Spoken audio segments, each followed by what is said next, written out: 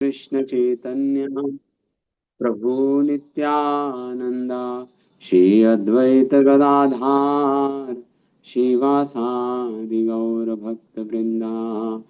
हरे कृष्णा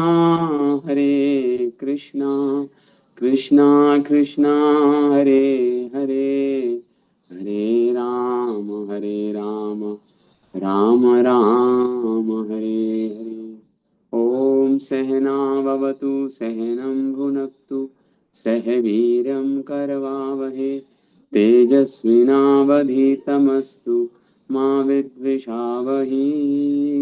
ओम शांति शांति शांति। ओम ओम पूर्णमदः पूर्णमिदं पूर्णात् पूर्णमुदच्यते पूर्णस्य पूर्णमादाय पूर्णमेवावशिष्यते। ओम शांति शांति शांति। ओम। तो हम 10वां स्कंद का 30वां अध्याय पढ़ रहे थे। तो गोपियां भगवान के चरण चिन्हों को देखा, गोपियों ने श्री राधा रानी के चरण चिन्हों को देखा। वो गोपी अनुमान लगा रही हैं कि कृष्ण ने ये किया होगा, राधा रानी को गोद में उठाया होगा, उनके केशु का उनके केशु को बनाया होगा। तो इस प्रकार गोपियां बोल रही हैं एक दूसरे को। तो वो आगे और बढ़ी। तो अब उन्होंने, आगे हम पढ़ते हैं। हाँ। इत, इति। तो गोपियां आगे बढ़कर इति एवं दर्श्यन्ते ताचेरु गोप्य विचेतसः याः यां गोपीम् अनयत्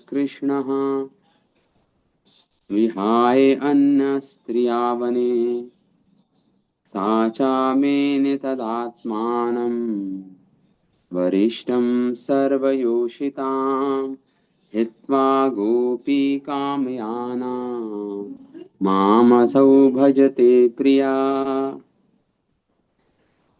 इस प्रकार इति एवं दर्शन्ते, भगवान के चरण चिन्हों को देखती ही वो पीछे पीछे चल पड़ी। वो गोपियां भगवान जो सुशोभित थे, भगवान के चरण चिन्ह, उनका पीछा करते करते, उनको देख देख कर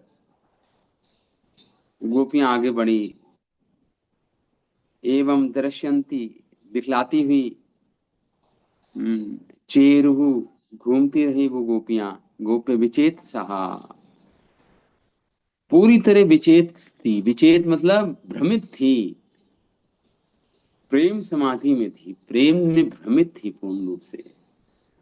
गाढ़ कृष्ण चिंतन था, गाढ़ घनीभूत कृष्ण चिंतन। विचेत सहा,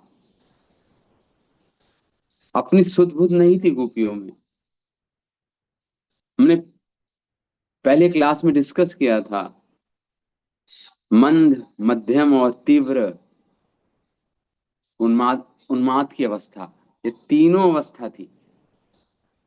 कभी किसी अवस्था में हो जाती थी, कभी मंद थी, कभी मध्यमा, कभी तीव्र उन्माद अवस्था, उन्मादित अवस्था में थी। याम गोप्यन, तो गोपी, याम गोप्यन अन्यत कृष्णा व्याहे अन्न स्त्रिया। तो वो गोपी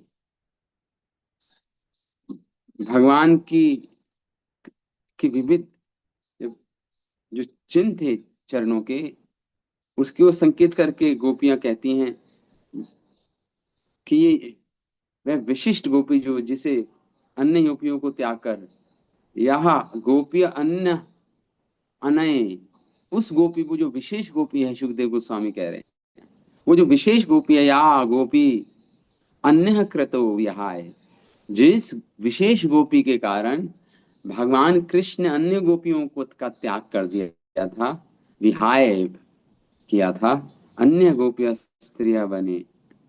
हम्म। और उस गोपी को वो एक एकांत स्थान पर ले गए थे, अन्य ब्याह है गोविंदा। हम्म। स्त्रियो बने हैं। हाँ, स्त्रियः बने। सा च मेन तदात्मानं वरिष्ठं सर्वयोषिता। हाँ, तो वो जो जो सर्वश्रेष्ठ गोपी थी, वो वृषभानुनंदिनी। स च मेने तदात्मानं वरिष्ठम सर्वयोषिताम। उस जो गोपी को ले गए थे, वो अपने आप को वरिष्ठम सर्वयोषिताम, सारी योशियों में, सारी गोपियों में सबसे अपने आप को वरिष्ठ मान रही थी वो गोपी वृषभानुनंदन। वरिष्ठ। सचा में तदात्मानम, मेरा संग करने के लिए कृष्ण ने सारी गोपियों का त्याग कर दिया। गो तो राधा रानी ये सोच रही थी, अपना आप को सर्वश्रेष्ठ। हाँ, ये भाव आया था श्री राधा रानी में। और उन्होंने क्या सोचा, साचा मैंने तदा वरिष्ठम सर्वयोषिता हित्वा गोपी कामयाना ममौसौ भजते प्रिया। मेरे प्रियतम ने मेरा भजन किया, मेरे साथ आए, हित्वा गोपी, सारे गोपियों को त्याग कर, कामयाना, मेरा संग करने की इच्छा से सारी गोपियों को तिरस्कार कर दिया उन्होंने।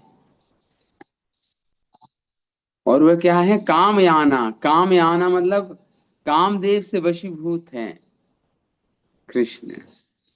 अप्राकृत कामदेव है, प्राकृत नहीं, अप्राकृत। महान कामदेव के वशीभूत उन्होंने केवल मेरे साथ, मम सौ भजते प्रिया, केवल मेरे साथ ही प्रेम करने का चुनाव किया। ये राधा रानी सोच रही है इस समय। तो पहले तो सारी गोपियां कृष्ण की संगति से गर्वित थी,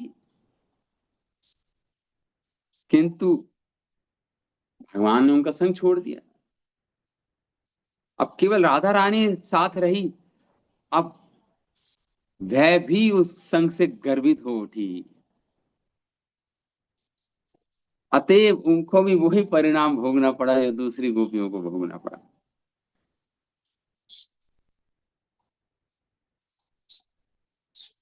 तो ये अपितु भगवान की ना एक योजना है, गोपियों का प्रेम का प्रदर्शन करने के लिए उनको विरह देते हैं भगवान। देखिए, संसार को गोपियों की प्रेम की अतिशयता जब भी समझ आएगी जब वो विरह में होंगी। भगवान को दर्शाना है गोपियों की अतिशयता प्रेम की, और विशेषकर श्री वृषभानु नंदनी राधा की। इसलिए भगवान की योजना है ये सब, क्योंकि उनका प्रेम उनके पूर्ण फिर विरह की अवस्था में ही प्रदर्शित होगा संसार में। नहीं तो प्रेम अंदर ही रह जाएगा छुपा हुआ। अगर उस प्रेम को प्रदर्शित करना है तो विरह देना होगा, भगवान ने ये योजना बनाई। ततो गत्वा वनो देशम तृप्ता केशवम् अब्रवीत्, नापारहं चलितुं नया माम यत्र ते मनः। तो जब वो वन में जा रहे थे, गतो ततो गत्वा वनोदेशम दृप्ता केशव, तो भगवान केशव से बोली श्री राधा रानी। हम्म। तो विशिष्ट गोपी, हाँ, बोली इस प्रकार, दृप्ता, दृप्त, दंभ में बोली, गर्वित होके बोली श्री कृष्ण से। केशवम अभ्रवित, बोली भगवान केशव से, ना पा रहे हम चलितुम चलितुम, हे कृष्ण, हे केशव, मैं आगे और चल नहीं पा रही हूं। ना पा रहे हम चलितुम नए माम यत्र ते मनाह, अब मुझसे आगे चला नहीं जाता। अब जहां भी जाना हो तो क्या करो, माम यत्र ते मनः, मुझे मुझे उठाकर ले चलो वहां पर जहां पे भी तुम्हें जाना है। मैं आगे नहीं चल पा रही हूँ, बहुत थक गई हूँ विलास के परिश्रम से। एवं मुक्तः प्रियमाह स्कंधम आरुहतम इति तत् इति तच्च अंतर्दधे कृष्णा वधूअन्वतप्यत। जब श्री राधा रानी ने बोला, हे प्रिय, स्कंदम आरूह, अपने कंधे पर मुझे चढ़ा लो, अपने कंधे पर मुझे चढ़ा लो, आरोहित कर दो अपने मतलब कंधे पर। हाँ, जैसे ही राधा रानी ने ये बोला, भगवान कृष्ण बोलते हैं, ठीक है श्री राधे, आप मेरे कंधे पे चढ़ जाओ। और जैसे ही राधा रानी कंधे पे चढ़ी, चढ़ने के लिए तैयार हुई, कि तत् अंतर्दधे कृष्ण, भगवान अंतर्धान हो गए वहां से। हाँ, विलुप्त हो गए वहां से। और इसके कारण वधुर अन्वयतप्य, और राधा रानी को अत्यंत ताप का अनुभव हुआ जब कृष्ण अंतर्धान हो गए वहां से।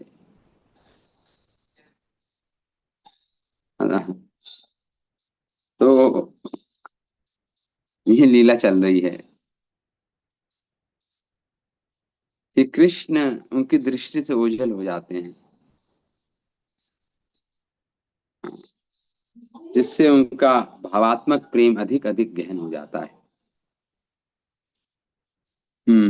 हाँ नाथ रमण प्रेष्ठा क्वासी क्वासी महाभुज।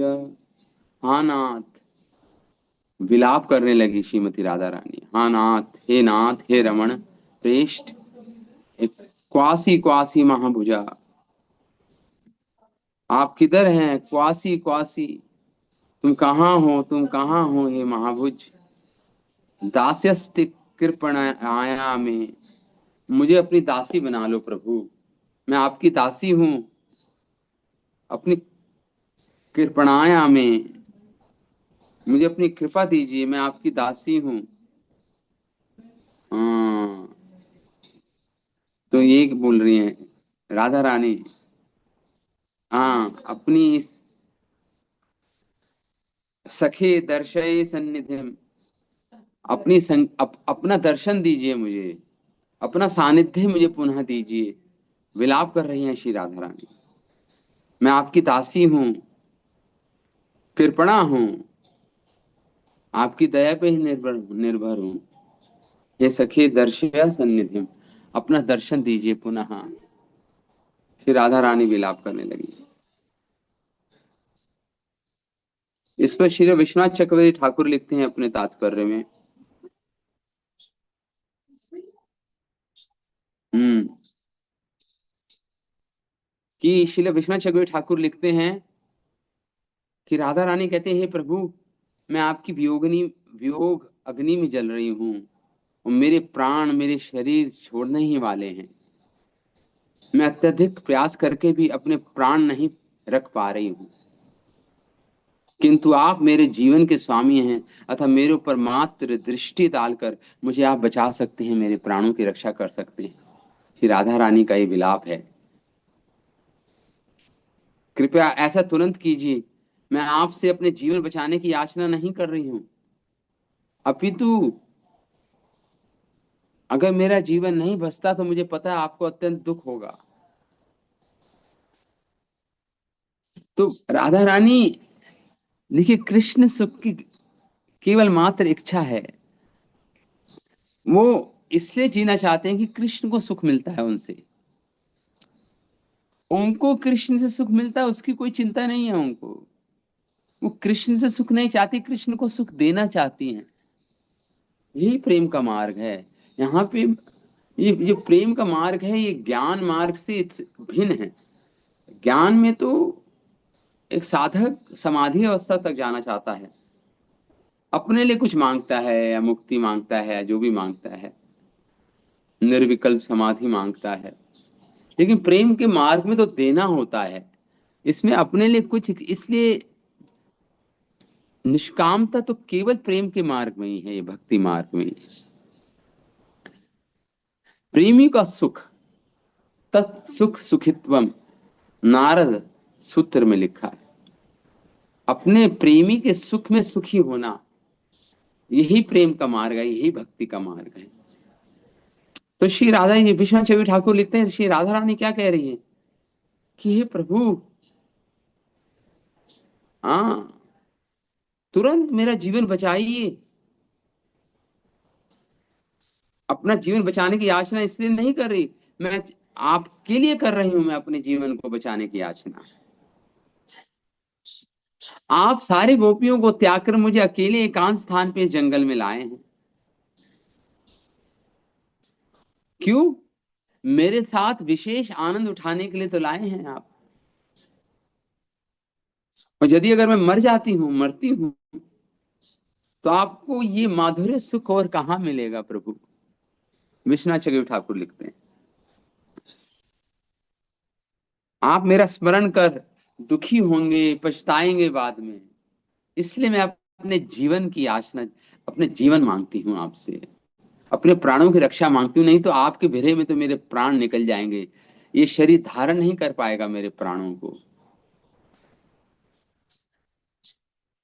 तो यदि कृष्ण उत्तर देते हैं श्रीमती राधा रानी को, तो ठीक है, मुझे दुखी होने दो ना, तुम्हें इससे क्या प्रयोजन, मुझे दुखी होने दो। राधा रानी कहती हैं, श्लोक में कहती हैं, "आ, रमण प्रेष्ठा, है प्रभु आप, लेकिन आप मुझे सर्वाधिक प्रिय हैं। मुझे आपका सुख, मुझे आपका दुख अपने लाखों गुना, आपका दुख मुझे लाखों गुना ज्यादा दुख लगेगा। जो दुख आप अनुभव करोगे, उससे लाखों करोड़ों गुना गुना सुख दुख मुझे लगेगा, मुझे ये कौन सी मिलेगा। श्लोक संख्या है प्रभु जी, कौन सी श्लोक संख्या है ये? ये हा नाथ रमणा प्रेष्ठा, 39 श्लोक प्रभु। अच्छा। हाँ, इस पे विश्वनाथ शबरी ठाकुर की टीका है ये। तो श्री राधा रानी कह रही है, हे प्रभु, अगर कृष्ण कहे मुझे मुझे दुख मिलेगा तो तुम्हें इससे क्या प्रयोजन? राधा रानी कहती है, आप मुझे सर्वाधिक प्रिय हैं प्रभु, आपका दुख आपसे लाखों गुना अधिक मुझे लगेगा। यदि मैं पहले मर भी चुकी होती, मैं आपके चरण कमल के नाखून की एक बिंदु पर कोई पीड़ा सहन नहीं कर सकती। आपके चरण कमल के नाखून की एक बिंदु भी अगर कोई पीड़ा होती है तो वो मैं सहन नहीं कर पाऊंगी प्रभु। तो इतना बड़ा दुख मैं कैसे सहन कर पाऊंगी, आप जब दुखी हो जाएंगे, मेरे पीछे मेरे प्राण जब चले जाएंगे इस शरीर से, मैं मर जाऊंगी। तो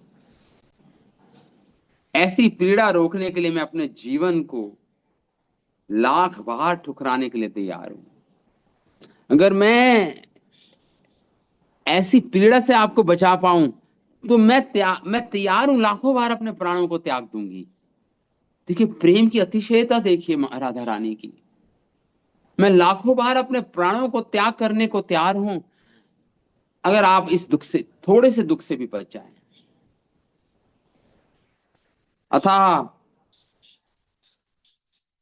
मुझे अपने दर्शन देके मेरे इस दुख को दूर कीजिए प्रभु, मुझे अपने दर्शन दीजिए। श्रीमती राधा रानी का कथन है, विश्वनाथ चक्रवर्ती ठाकुर लिखते हैं।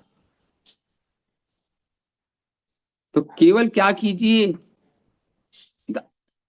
हे प्रभु अपना सान्निध्य दीजिए, मुझे केवल अपने बाहों का स्पर्श दे दीजिए, अपना सानिध्य दीजिए, अपने बाहों का स्पर्श दीजिए, अपने भुजाओं का।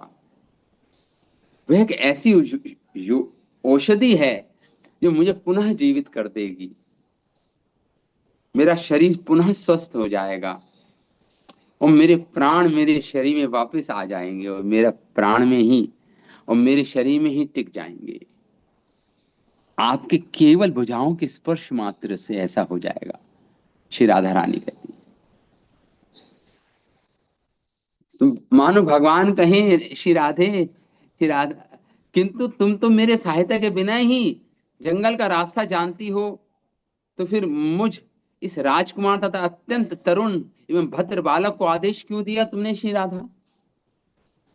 तुम तो सारे जंगल के रास्तों को जानती हो, मैं सुकुमार, मैं राजकुमार, और तुमने कहा मेरे भार को वहन करो, मुझे उठा लो, अपने कंधे पर स्कंद कर लो। ऐसा क्यों कहा तुमने फिर? तो मुझे मुझे मेरा आदर करना चाहिए था तुम्हें। तो तुमने मुझे आदेश क्यों दिया ऐसा कि जहां चाहे मुझे ले चलो, अब मैं चल नहीं पा रही हूं?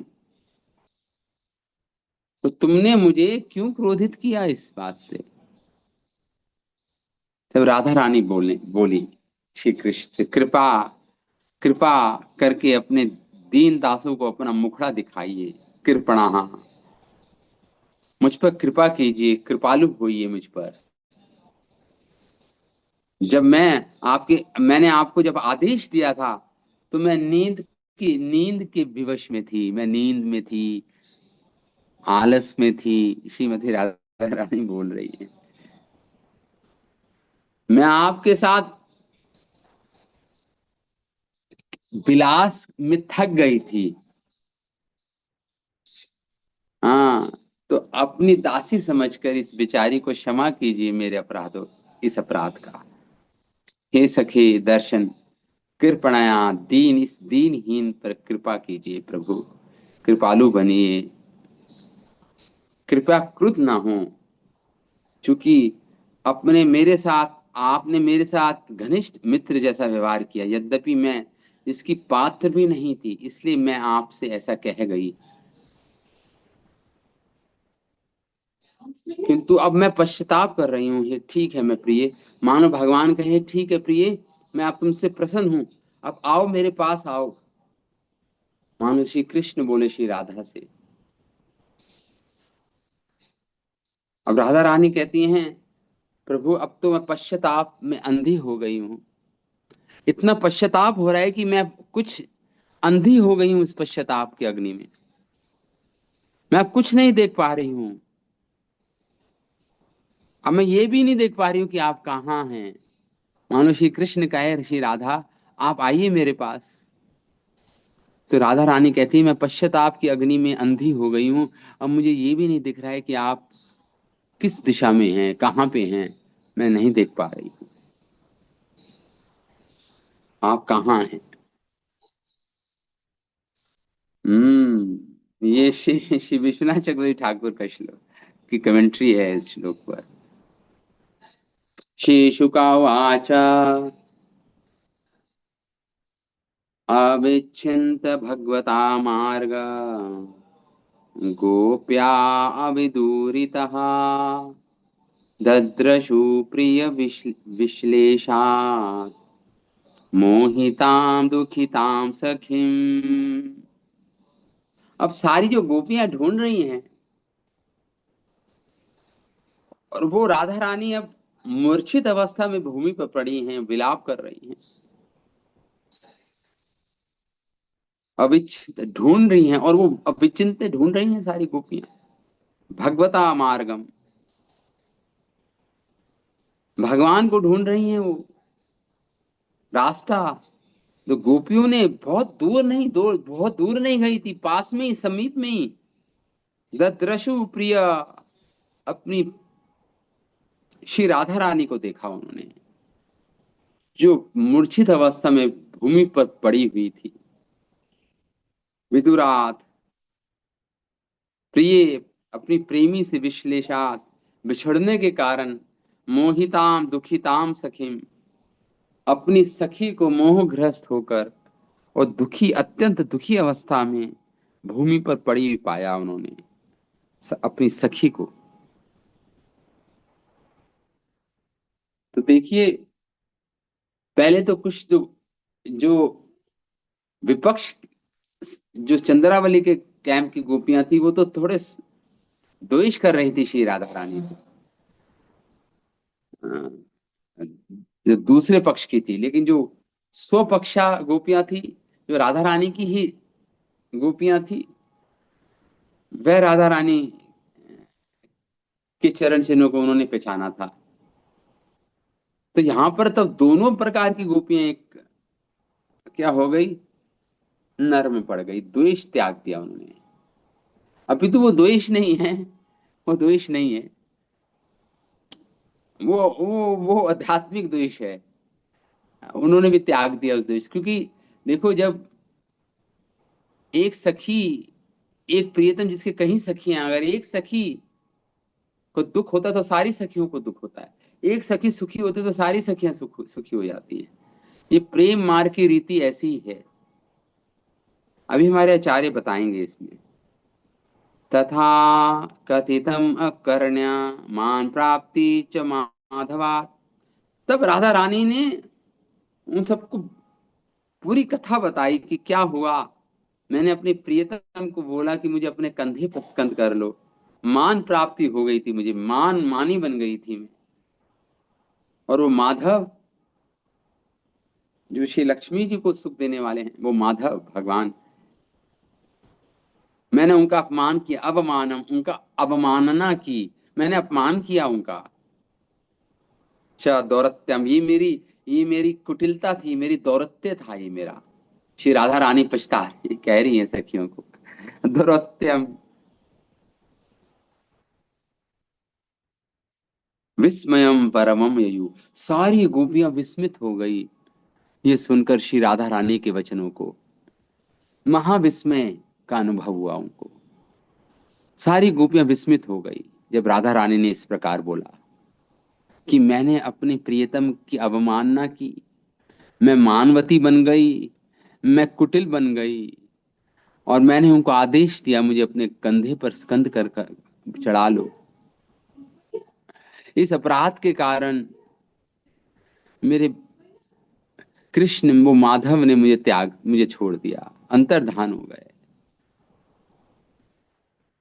इसको सुनकर सारी गोपियां अति विस्मित हुई। अब क्यों अति विस्मित हुई, हमारे आचार्य क्या बोल रहे हैं, अब सुनिए आप। शिला विश्वनाथ चक्रवर्ती ठाकुर क्या लिखते हैं। हम्म शिला विश्वनाथ चक्रवर्ती ठाकुर लिखते हैं, यहाँ पर कुछ लोग इस प्रकार आ,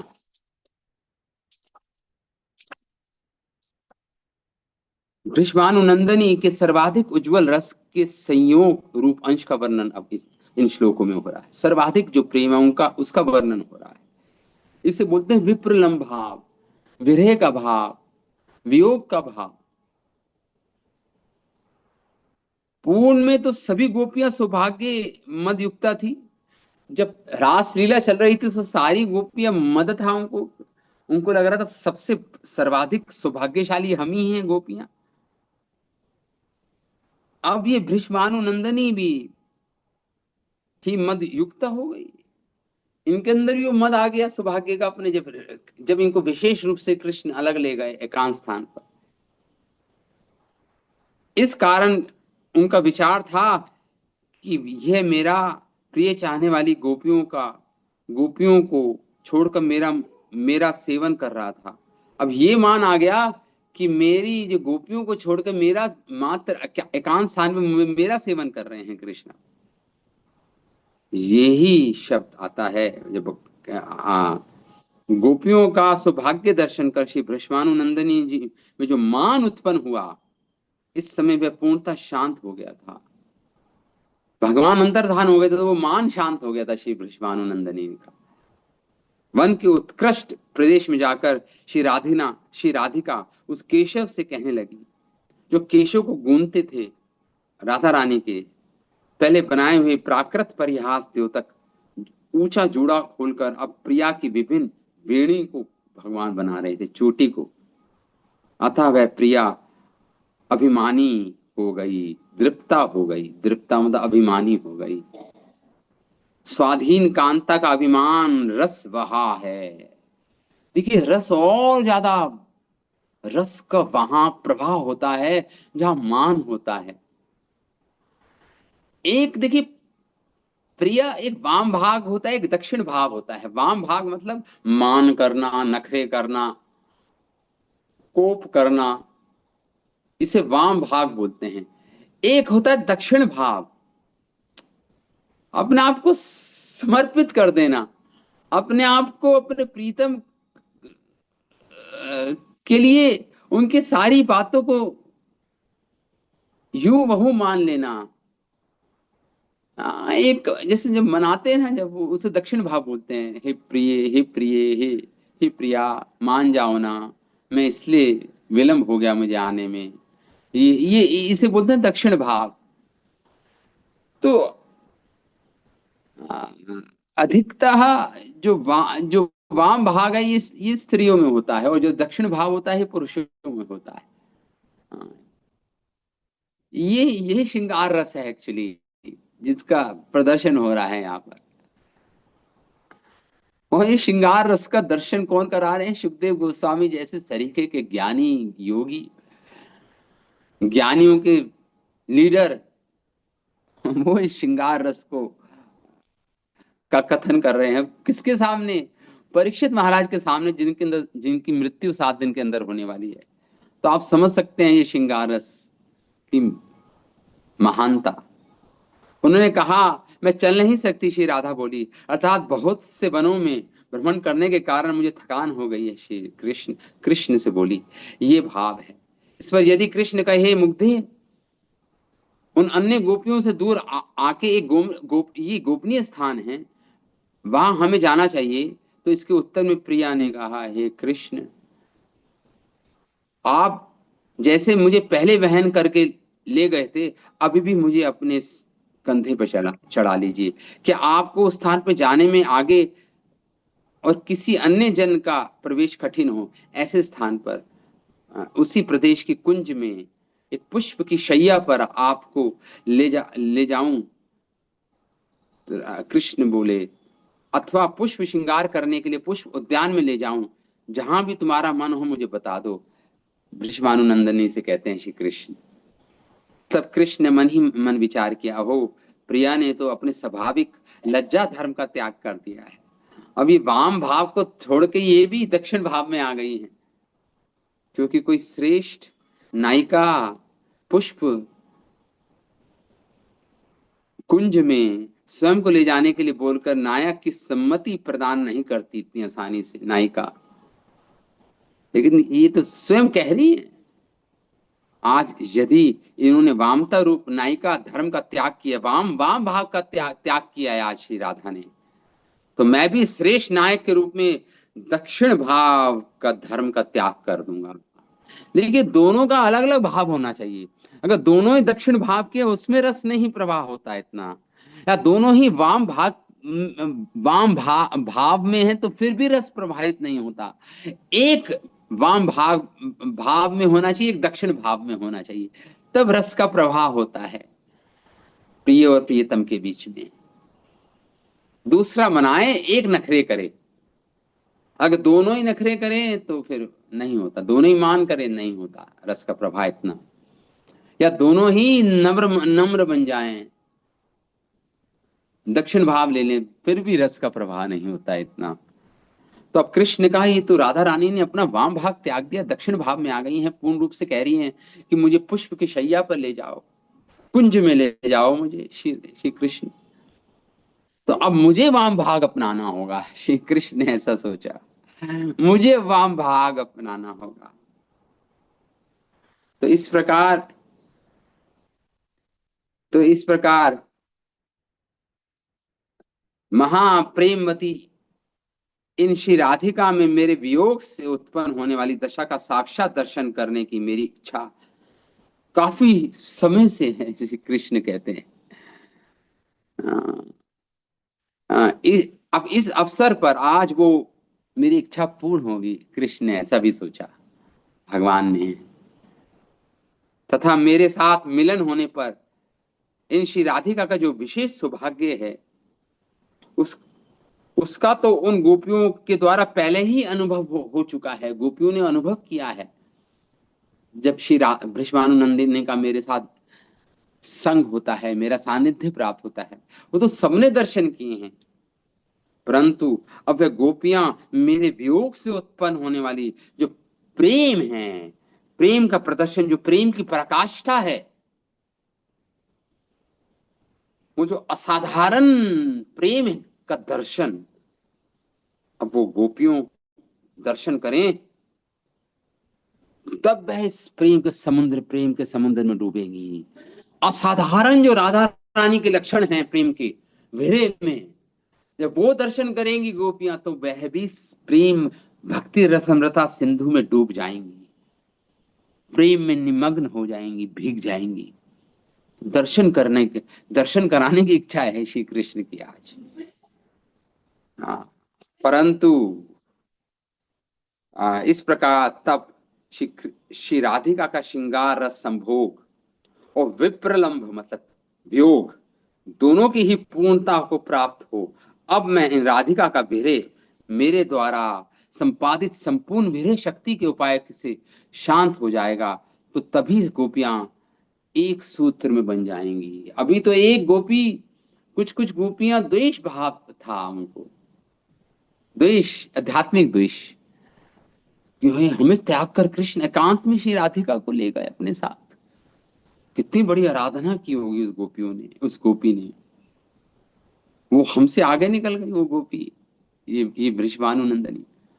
लेकिन जब राधा रानी की विरह को देखेंगी, प्रेम को देखेंगी, तो सब एकजुट हो जाएंगी, सभी गोपियां एक ही भाव वाली हो जाएंगी। एक ही भाव वाली हो जाएंगी श्री राधिका के संग में ही। हाँ, अन्यथा कृष्ण कहते हैं कि श्री राधा के संग में ही मैं आनंद प्राप्त करता हूं। मेरे इस राधा संग आसक्ति से अन्य गोपियों में मान उदय होता है, या उन्हें शांत करना बहुत कठिन हो जाता दूसरी गोपियों को। इस प्रकार बहुत से प्रयोजनों का विचार किया भगवान ने। अब भगवान एक तीर से कहीं निशाना बनाते हैं, तो बहुत सारे प्रयोजनों का भगवान विचार कर रहे हैं, और भगवान ने ये निर्णय लिया कि अंतर्धान होने कि श्री कृष्ण ने इच्छा करने लगे, उस आशय से बोलते हैं, हे प्रिया, तुम मेरे कंधे पर चढ़ो। ऐसा कहकर वहीं अंतर्धान हो गए श्री कृष्ण। अर्थात श्री कृष्ण तो वहीं स्थित होकर श्री राधिका को देखते हुए विराजमान थे, परंतु श्री राधिका के नयनों के सामने भगवान अगोचर हो गए, नहीं दे, अप्रकट हो गए, समझ लीजिए। भगवान अभी तो वहीं पे उपस्थित थे, लेकिन अब प्रकट हो गए। भगवान की लीला शक्ति ने ये कृष्ण की इच्छा को पूरी किया। अब प्रकट हो गए भगवान, कि राधिका को दिखाई नहीं दिए भगवान। तब श्री भृषभानुनंदिनी के हृदय में भाव आया था कि मैं विलास के श्रम और वन विहार के श्रम से थक गई हूं, इसलिए मेरे हृदय में कुछ क्षणों के लिए सो जाने की इच्छा आई थी। तब प्रिया भी, कि मेरे प्रिय, मैंने तो अपने प्रिय को, मुझे तो अपने प्रिय की चिंता थी। श्री राधा रानी कहती हैं कि वह भी नहीं सोए हैं कल, पूरी रात नहीं सोए, पूरे दिन नहीं सोए श्री कृष्ण, तो थोड़ा सो लें, इसलिए मैंने कहा था पुष्प की शैया पे ले चलो, ताकि वह भी सो जाएं कुछ समय के लिए। तो देखिए, वो कृष्ण के सुख की ही कामना कर रही है श्री राधा, इसलिए मैंने अपने अपने प्रिय बिना सोए रात्रि में बिता देंगे उनका, और उसके लिए, उनके लिए असुखकर होगा, तो उनके सुख की कामना के लिए मैंने कहा था कि मुझे पुष्प तल्प ले चलो, कुंज में ले चलो। इसलिए शैया की गमन श्री राधिका में असम्मति नहीं, परंतु अंतःकरण को जानने की। तो इस प्रकार श्री कृष्ण प्रेम रस में लीला शक्ति ने, जो लीला शक्ति है, प्रेम रस में लीला शक्ति ने भगवान की राधिका के अंतःकरण को जानने की ज्ञान शक्ति को तिरोहित कर दिया। राधा रानी के अंतःकरण में राधा रानी कृष्ण का ही सुख सोच रही हैं, ताकि वो थोड़ा विश्राम ले लें। इस शक्ति को समझने की जो शक्ति है श्री कृष्ण में, उस शक्ति को लीला शक्ति ने ढक दिया, आवृत कर दिया। अब भगवान समझ नहीं पाए श्री राधिका के हृदय में क्या भाव है। क्यों? क्योंकि लीला शक्ति ने उस इस भाव को आवृत कर दिया, ढक दिया। इसलिए भगवान नहीं समझ पाए राधा रानी के हृदय के भावों को। ये लीला शक्ति का कमाल, भगवान की लीला शक्ति जो होती है, योग माया शक्ति। इसलिए कृष्ण अंतर्धान होने पर वे वधु विलाप करने लगी, राधा रानी विलाप। युद्धेश्वरी के विलाप का वर्णन आता है। हा नाथ, तुम्हारे वियोग की महा अग्नि में मैं जल रही हूं, इसलिए मेरे ध्येय में ये प्राण निकलना चाहते हैं। तो मैंने आपको बताया था कि आपका सुख ही मेरा सुख है।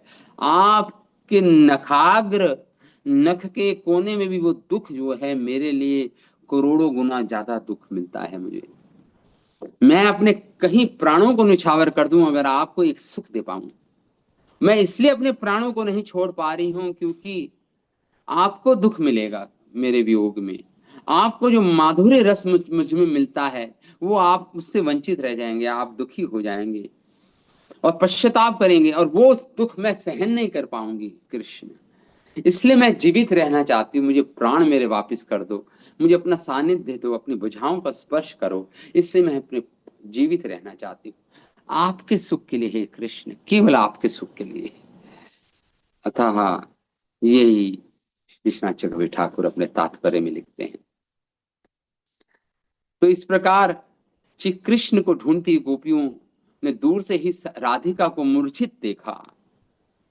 इससे ज्ञात होता है कि बिजली के समान कांति वाली श्री राधिका थी।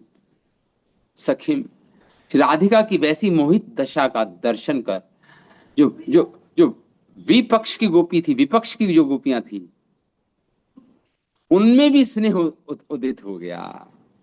श्री राधिका की ये मोहित अवस्था, ये प्रेम मूर्छा की अवस्था को देखकर जो विपक्ष की गोपियां थी, उनकी हृदय में भी प्रेम उदित हो गया तथा सखी भाव आ गया। यही उज्जवल रस है। देखिए विश्वनाथ चक्रवर्ती ठाकुर कह रहे हैं, यही उज्जवल रस या श्रृंगार रस या आदि रस या माधुर्य रस, एक ही प्रायवाची शब्द है सब। उसका क्या हो गया? यही स्वभाव है इस माधुर्य रस का। यदि कांता यदि कांता मात्र अपने कांत से युक्त हो जाए और इसकी जानकारी दूसरी कांता को मिल जाए, तो उसके अंदर भी ईर्ष्या दोष का भाव हो जाता है। एक प्रिया को ये पता चल जाए कि दूसरी प्रिया से वियोग हो गया है प्रियतम का, तो वो उस प्रिया के प्रति सहानुभूति आ जाती है, उस प्रिया के प्रति करुणा आ जाती है। मतलब वो अपना अपना द्वेष भाव छोड़ देती है उस प्रिया के प्रति।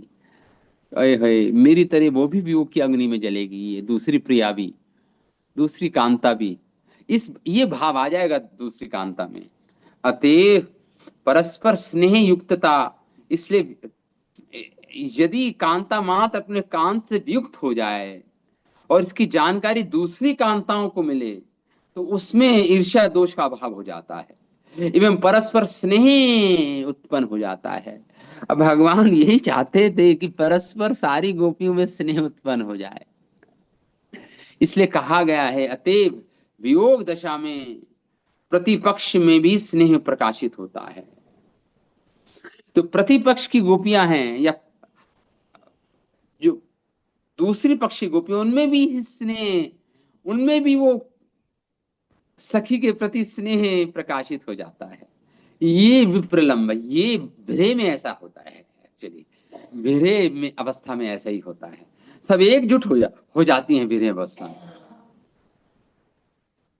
अभी तो द्वेष इसलिए था कि हमें त्याग कर वो एकांत, वो विशेष गोपी को अपने साथ ले गए हैं कृष्ण।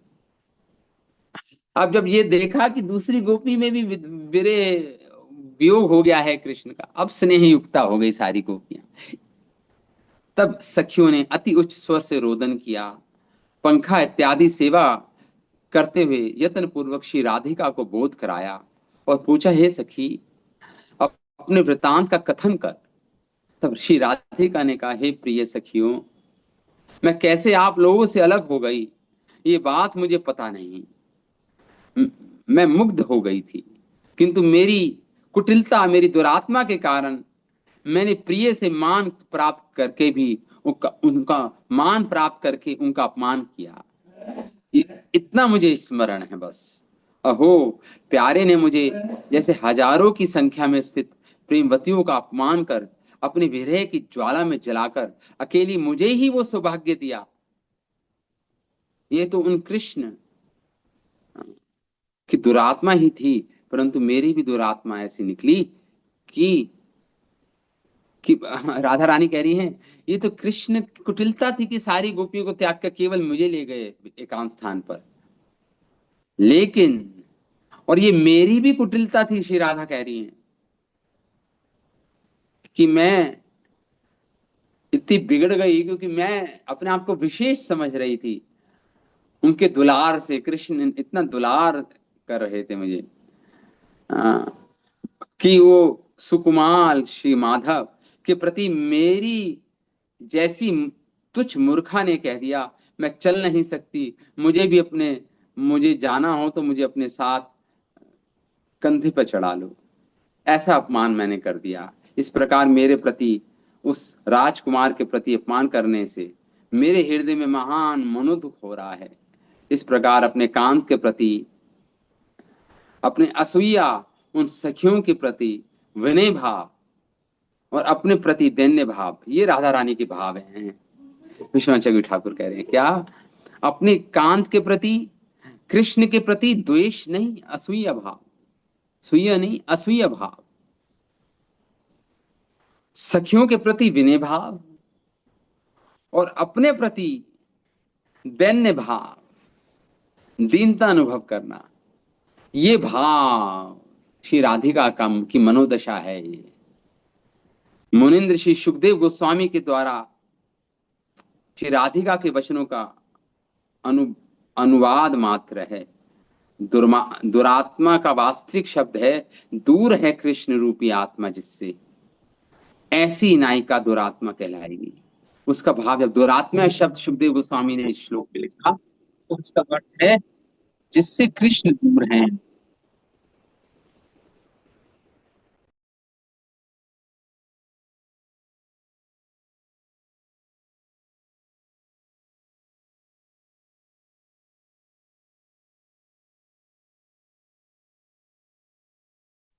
प्रभु जी आप म्यूट हो गए।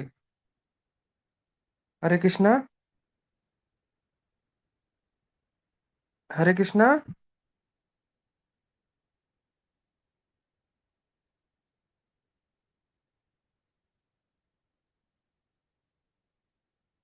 मुझे लगता है प्रभु जी के फोन में कभी कभी शायद हैंग हो जाता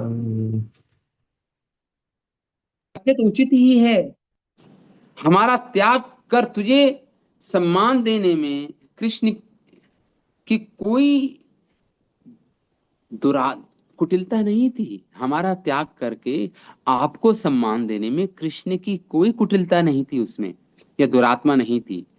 रति श्रांत था, स्वाधीन भद्र का तेरे द्वारा कांत के प्रति आज्ञा प्रदान करना भी, इसमें भी कोई गलती नहीं थी श्री राधिका, इसमें भी कोई निष्ठुरता नहीं थी। बल्कि ये तो रस की उत्पत्ति थी, रस उत्पादक तुम्हारी क्रिया थी ये, रस और बढ़ जाता है इसमें। लेकिन जो निष्ठुरता है वो कृष्ण की गलती है, इसमें कृष्ण रिसीविंग एंड में है। सारी सखियां बोल रही हैं भीष्मानुनंदनी श्री राधिका को, ना तुम्हारे मन में भाव नहीं आए, इसमें तुम्हारी निष्ठुरता नहीं, ये कृष्ण निष्ठुर है। वो कृष्ण निष्ठुर है, वो कृष्ण अनुकूल नायक के द्वारा मिलन प्राप्त नायिका की आज्ञा का उल्लंघन करना, जो नायिका अनुकूल है उस नायिका की आज्ञा का उल्लंघन करना और अपनी नायिका को इतना दुख देना और उसके प्रतिकूल हो जाना, हाँ, ये कृष्ण की निष्ठुरता को प्रकट करता है। सखिया बोल रही हैं राधिका को, ये कृष्ण की निष्ठुरता को प्रकट करता है। हाय हाय, महारसिक शेखर महाप्रेमवान, और दयानिधि उन कृष्ण ने ऐसा कैसे कर डाला, इस विचार कर वो विस्मित थी सारी गोपियां। इसलिए विस्मित थी वो गोपियां, कैसे कर डाला उस रसिक शेखर, उस महान, वो दयानिधि, महान प्रेमवान जो प्रेम का बांटते हैं मुक्त हस्त से, उन्होंने ऐसा कैसे अति दुख दे डाला तुम्हें। इसको देखकर गोपियां विस्मित हैं, इसको देखकर गोपियां विस्मित हैं, सुनकर राधा रानी के शब्दों को। ततो विशन्वनं चन्द्रः ज्योत्स्ना यावत् विभावते तमा प्रविष्टमालक्ष्ये ततो निव्रतु स्त्रियः। तो गोपियां ढूंढते ढूंढते, अब राधा रानी भी साथ में है गोपियों के, अब वो ढूंढते ढूंढते घने जंगल में अंदर तक चली गई, जहां चांदनी, चंद्रमा की चांदनी तक नहीं प्रवेश कर पा रही थी। तथा प्रविष्टमालक्ष्य ततो निव्रतु स्त्रियः, लेकिन और अंदर नहीं गई वो गोपियां। क्यों अंदर नहीं गई? और वो सोच रही थी कि अगर हम कृष्ण को ढूंढ रहे हैं और कृष्ण अंदर अंदर जाते जा रहे हैं घने जंगल में, जहां पूर्ण रूप से अंधकार है, चंद्रमा की चांदनी तक नहीं जा पा रही है, तो अगर हम और ढूंढेंगे तो कृष्ण और अंदर चले जाएंगे वन के अंदर, तो कृष्ण को दुख मिलेगा। तो इसलिए इस बात को सोचते हुए उन्होंने कृष्ण को ढूंढना बंद कर दिया, और अंदर नहीं गई गोपियां कि कृष्ण और अंदर जंगल में प्रवेश कर जाएंगे, घने जंगल में, इससे उनको, उनके लिए अकल्याणकारी होगा, दुखमय होगा, कृष्ण के लिए भय उत्पन्न करने वाला होगा कृष्ण में। ये सोचकर गोपियों ने निव्रतु स्त्रिया, उन स्त्रियों ने निवृत्त हो गई ढूंढने में, ढूंढने से मतलब निवृत्त हो गई मतलब ढूंढना बंद कर दिया उन्होंने, ढूंढना बंद कर। तन्मनस्का तद अलापः तद विचेष्टा आत्मिका तद्गुणानेव गायन्तु नात्मगाराणि सम्मरु। तन्मनस्का, उनका मन और कृष्ण एक ही थे। वापिस आ रही हैं गोपियां, यमुना पुलिन पे आ गई। तन्मनस्का, उनका मन और कृष्ण एक ही थे, मन में केवल कृष्ण थे, और आलाप कर रही थी, जोर से गायन कर रही थी, रुदन कर रही थी जोर से, और तत् और इस कृष्ण की चेष्टा का गायन कर रही थी, लीलाओं का गायन करने लगी। तदात्मिका, उनकी जैसी, वही जो पहले बताया सुखदेव गोस्वामी ने, उनकी जैसी चाल चल रही थी कि देखो मैं, मेरी चाल कृष्ण जैसी है, मैं ही कृष्ण हूं, ऐसा बोलने लगी थी दोबारा पुनः, मैं ही कृष्ण हूं। वो जो तीव्र तीव्र उन्मादित अवस्था में पहुंच गई गोपियां। और उसके बाद जब तीव्र से थोड़ी मंद में आई, थोड़ी सुदबुद आई, तीव्र उन्मादित अवस्था से थोड़ी थोड़ी मंद अवस्था आई, थोड़ी सुदबुद आई, तो गायन करने लगी भगवान की लीलाओं का।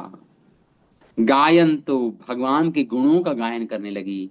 तट गुणाने व कालिंद्या, कालिंदी नदी जमुना जी के पुलीन पर, पुलिनागत्य कृष्ण भावना संवेता, सब ग्रुप में जगहु एक साथ, कृष्णा तद्गमनम, तत् संवेता कृष्णम जगहु, आगत्या तत् आगमन, कृष्ण की आकांक्षा के कारण, कृष्ण आगमन आकांक्षिता, कृष्ण आ जाएं, कृष्ण आ जाएं, कृष्ण वापिस आगमन हो जाए कृष्ण का, इस आकांक्षा के साथ संवेता जगहु, सबने मिलकर गायन आरंभ कर दिया कृष्ण के गुणों का, और कृष्ण भावना भावित गायन।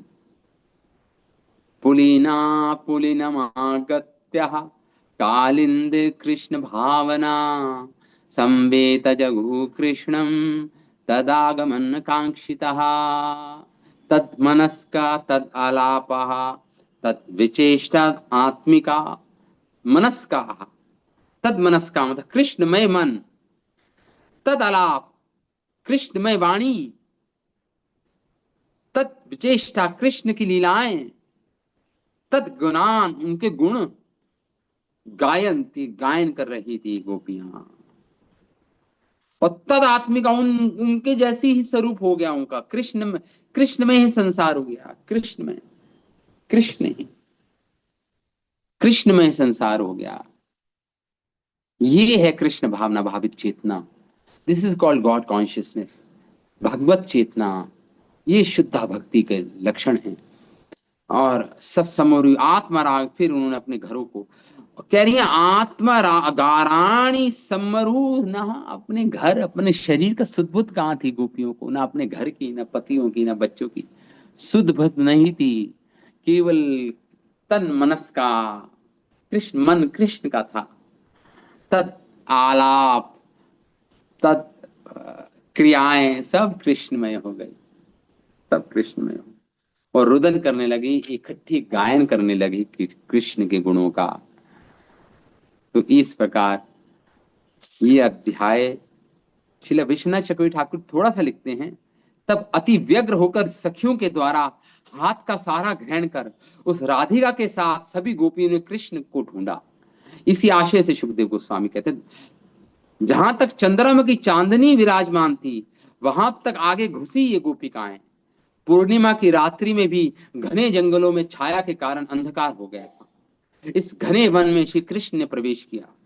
उनका स्थान नहीं दिख रहा था, इसलिए लौट चलो, क्योंकि ये चंद्रमा की किरणों से नहीं दिख रहा, अपितु खेद सिंधु में डूबी हुई सखियां, घने काले रंग के अंधकार में प्यारे कृष्ण, जिनका रंग भी श्याम है, अंधेरे में छिपकर इसलिए स्थित हैं क्योंकि कोई देख ना ले उन्हें। और संकोच मत दो कृष्ण को, क्योंकि जहां तक तुम जाओगी वहां वो अन्यत्र पलायन करेंगे, कृष्ण दूसरी जगह चले जाएंगे और अंदर चले जाएंगे। इस प्रकार उन गोपियों ने अति सुकुमार श्री अंग कृष्ण के थकान भरे दौड़ी के कार्य का विचार कर उनको ढूंढने का कार्य रोक दिया, निवृत्त हुए। श्री कृष्ण का ही मनन करने के कारण उन गोपियों का उन्माद अब पूर्णवत मंद हो गया। दृष्टु वा कच्चित अश्वत्थ, इस रूप में आलाप करने लगी।